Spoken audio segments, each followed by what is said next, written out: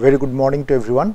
So, we were discussing about the solution of spherical polar coordinate system, partial differential equations in spherical polar coordinate system by using separation of variable. And in the last class, we have seen that how to solve a two-dimensional problem. Now, we will be looking into a three-dimensional problem today, and many of the engineering applications we deal with the spherical coordinate system. For example, if you are talking about the heat transfer in a ball or in an ingot, metallic ingot, then one has to take recourse to the spherical polar coordinate system. The heat transfer problem from a sphere is very important in various engineering applications, starting from covering mechanical, aerospace, chemical engineering and other engineering disciplines. Similarly, in refinery engineering, there we have to store the oil in Horton spheres and gases and oils, etc., in the Horton spheres, petrochemical products. So, there the spherical polar coordinate system is very important for quantifying the temperature distribution and other things. So, therefore, spherical polar coordinate system, the solution of partial differential equations in spherical polar coordinate system is an integral part of any PDE's application for engineering problems. So, in the last class we have looked into the two-dimensional problem. In today's class we will be looking into a more generalized problem, which is nothing but a three-dimensional one. So, let us look into the example of spherical polar coordinate system. It is a three-dimensional problem, and we are assuming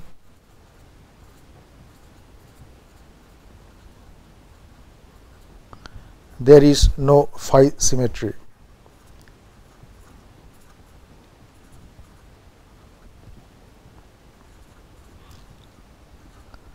So, thus the problem formulation will be grad square u will be equal to 0. That means, if you write down in its complete form, it will be 1 over r square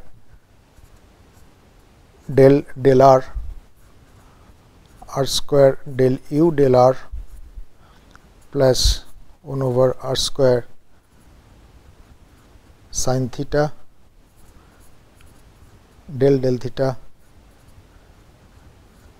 sin theta del u del theta plus 1 over r square sin square theta del square u del phi square is equal to 0.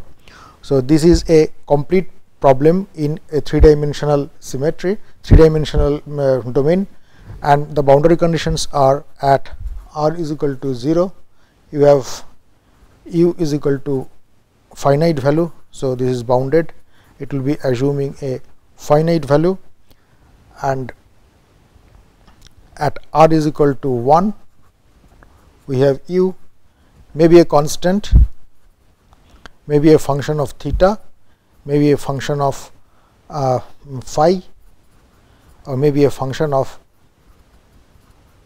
theta and phi both, and the boundary conditions on theta and phi will be evolving out of physics of the problem, as we will see later on, physics of the problem.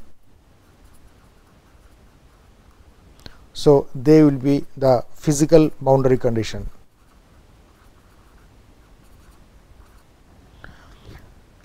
Thus, let us, as we will be going ahead with the solution, we will be looking into the boundary conditions in more appropriate version.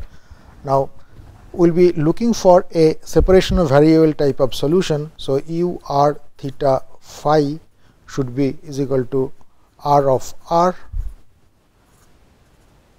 capital theta of theta, phi of phi. So, it will be considered to be a product of three functions. One will be function of r alone, another will be function of theta alone, the other one will be function of phi alone. Now, if I replace this in the governing equation,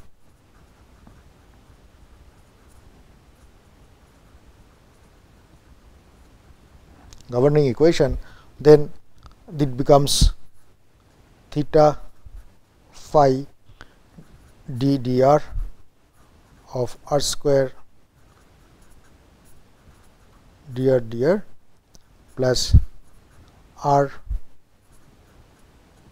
phi divided by sin theta d d theta of sin theta d capital theta d theta plus r capital theta divided by sin square theta d square phi d phi square is equal to 0. Now I divide both sides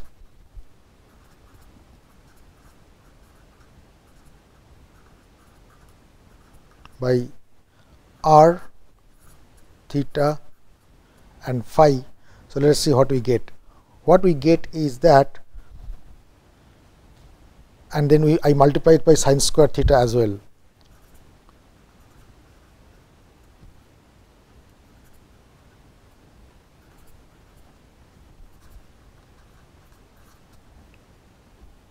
Okay, so sin square theta divided by r d dr of r square dr plus sin theta divided by theta d d theta of sin theta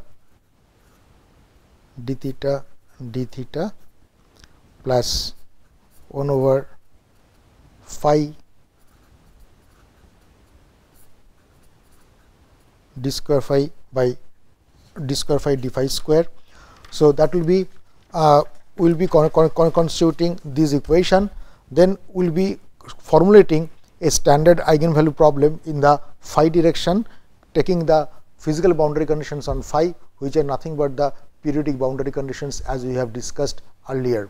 So let us write it in the in a special form, that sin square theta by r d dr, so that we can formulate a standard eigenvalue problem dr plus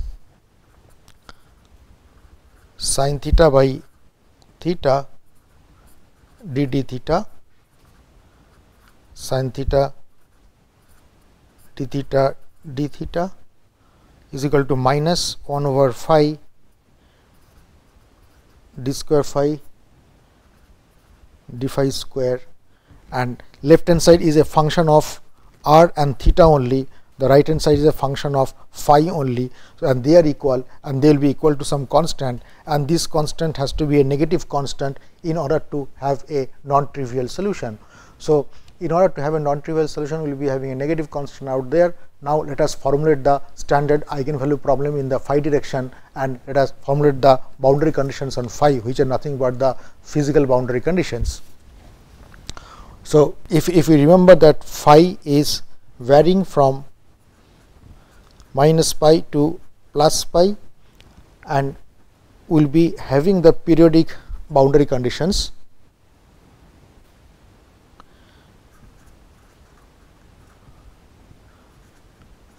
Periodic boundary conditions are on phi are phi at pi is equal to phi at minus pi.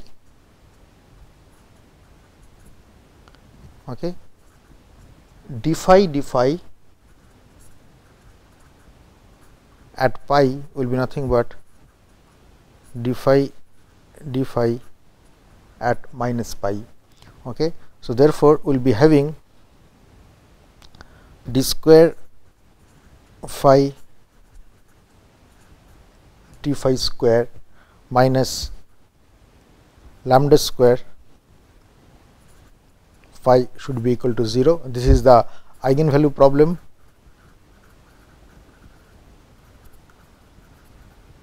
With this boundary condition, and we have seen earlier that if we have this boundary condition, let us solve this equation. So, phi is equal to this will be solution will be composed of sine functions and cosine functions. So am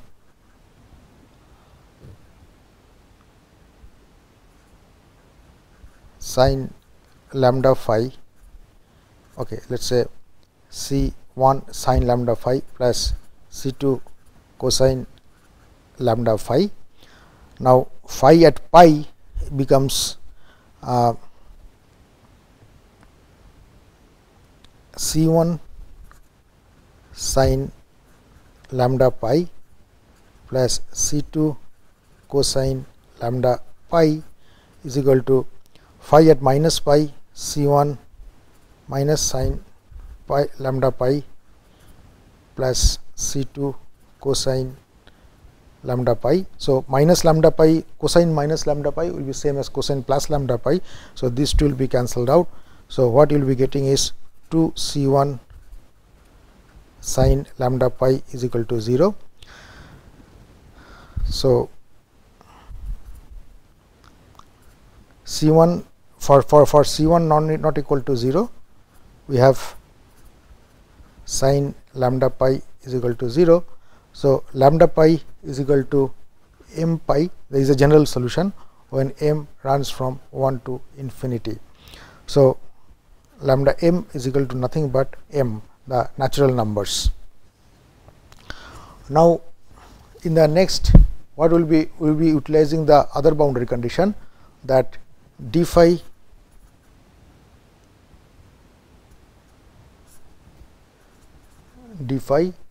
at pi is equal to d phi at minus pi.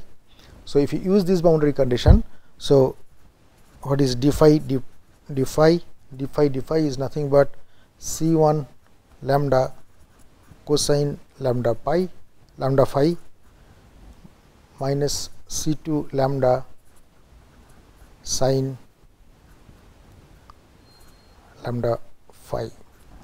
So now if I utilize this boundary condition, this becomes C1 lambda cosine lambda pi minus C2 lambda sine lambda pi is equal to C1 lambda cosine minus lambda pi is same as plus lambda pi, and this will be minus C2 lambda sine minus lambda pi. So it will be minus plus lambda pi. So these two will be cancelled out. So you will be having 2C2 lambda sine lambda pi will be equal to 0. So therefore for a non-trivial solution, sine lambda pi will equal to 0. So lambda pi is equal to m pi. There is a general solution infinity, and therefore we will be having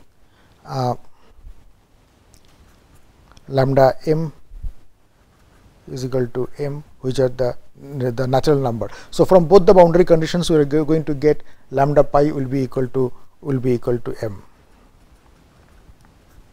where the index m runs from 1 up to infinity.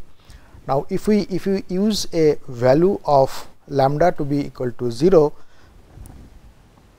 then we can see that what will happen to the our eigenvalues. Okay, so d square phi d phi square will be equal to 0 for constant lambda equal to 0. So for the case when lambda equal to 0, so you will be having phi is equal to C1 phi plus C2.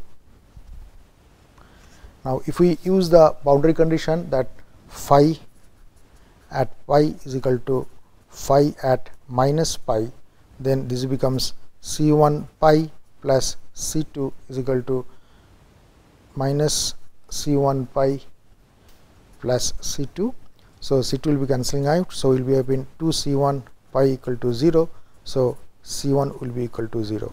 So your phi will be nothing but C2. Okay. Now for if you look into the other boundary condition, other boundary condition is d phi at pi is equal to d phi at minus pi, and if phi is equal to C2 is the solution, then this will be always satisfied. Is it, if phi is a constant, then this will be always satisfied.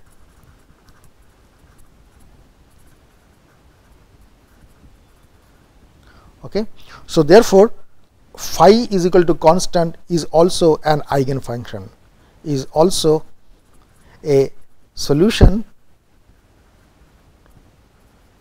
and eigenfunction.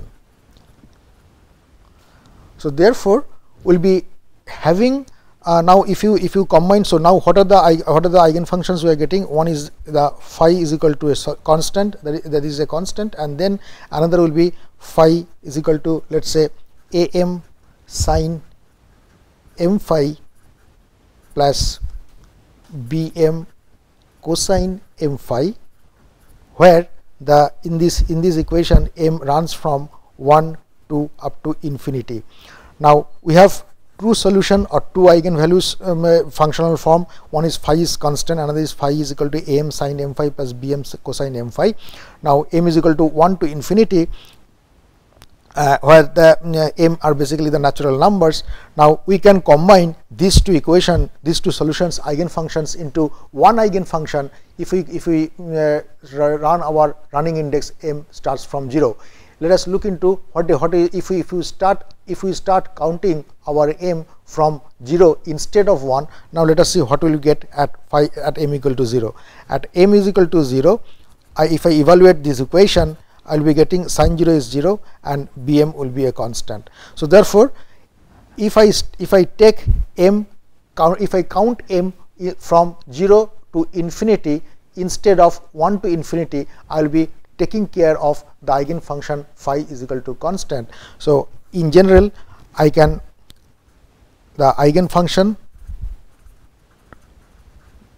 for phi varying part is, in general, phi is equal to am sin m phi plus bm cosine m phi, where m starts from 0, 1, 2 up to infinity. So that completes the eigenvalue problem in the phi direction. Now we can always show that if lambda, so we have considered the constant lambda is 0, the constant negative, and if it is positive and bring it to the other side, then you will be getting a non-trivial solution. So we can just have a look into that one. So d square phi d phi square minus lambda square phi is equal to 0, and you know the solution of this. The solution of this will be C1 exponential lambda phi plus C2 exponential minus lambda phi. Then we write down the boundary condition phi at pi is equal to phi at minus pi.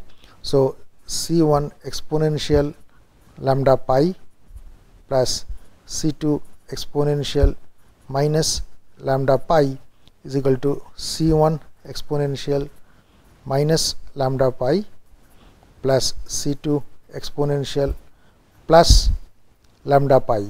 So this if we take it to the other side, C1 exponential lambda pi minus exponential minus lambda pi, and here it will be, you will be having C2 common, exponential lambda pi minus exponential minus lambda pi. So this will say that C1 will be is equal to C2. Okay, these two are equal and opposite. So we will be having phi is equal to C1 common exponential lambda phi plus exponential minus lambda phi. Okay. Then we will be utilizing the other two boundary condition, d phi at pi is equal to d phi at minus pi. So if you utilize this will become C1 lambda exponential lambda phi minus lambda exponential minus lambda phi evaluated at pi, and here it will be C1 lambda exponential lambda phi minus lambda exponential minus lambda phi evaluated at minus pi. And if you really put this C1 lambda exponential lambda pi minus lambda exponential minus lambda pi, and this will be C1 lambda exponential lambda pi minus lambda exponential this is minus lambda, this is minus plus, so it will be lambda pi. So if you take minus common, so it will be the identical and same, and they will not be equal to 0. So you will be getting C1 will be equal to 0. So one will be getting a trivial solution, so you will be getting ultimate landing with phi is equal to 0. So one will be getting a trivial solution. For the non-trivial solution, we are really looking for the non-trivial solution. Therefore, phi m of phi will be nothing but am sin m phi plus bm cosine m phi, where the index m runs from 0, 1, 2 up to infinity. So this will take the case of constant eigenvalue as well, constant eigenfunction as well. So we will be having the eigenfunction for m is equal to 0, it is constant. For m not equal to 0, for any other value it will be a combination of sine function and cosine function. Now let us look into the r varying part and other parts. So sine square theta divided by r d dr of r square dr plus sin theta divided by theta d d theta of sin theta d theta is equal to minus m square, where m is from 0 to infinity. Now we take it to the we constitute the eigenvalue problem in the theta direction maybe. So it will become minus.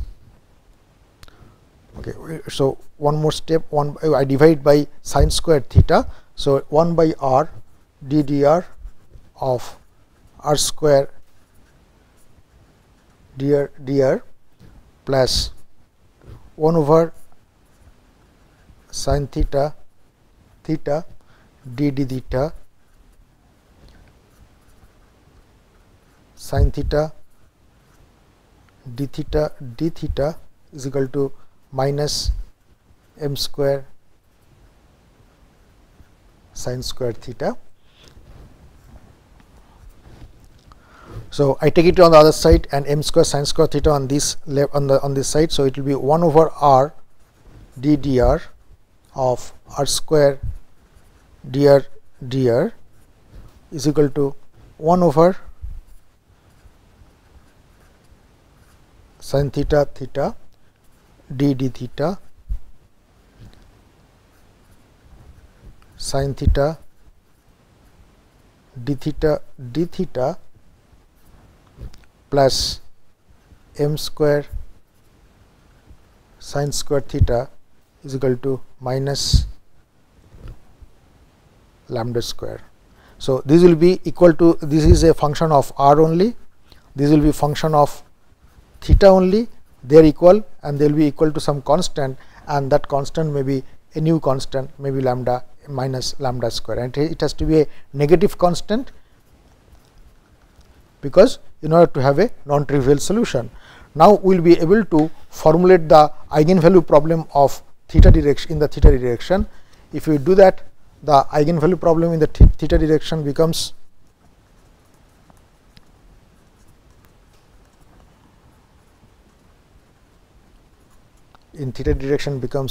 d d theta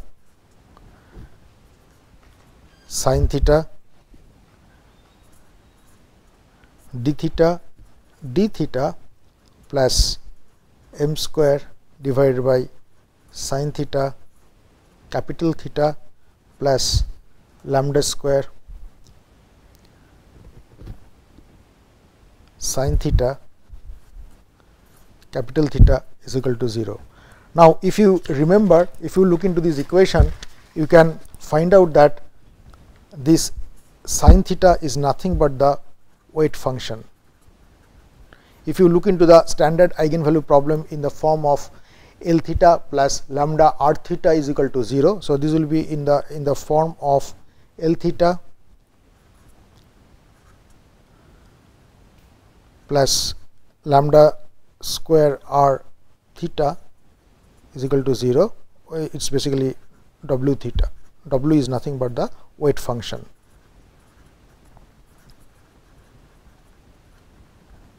Okay. So, here the weight function in the spherical polar coordinate system is sin theta, and now once we get that, I divide both sides by sin theta and let us see what we get. 1 by sin theta d d theta sin theta d theta plus m square sin square theta plus lambda square theta will be is equal to 0. So, this will be the form of the eigenvalue problem in the theta direction, and we will be looking into the solution of this, and I will be taking this up in the next class. I will stop here in this class. We will complete this problem in the next class, and then we will be looking into other problems as well. Thank you very much.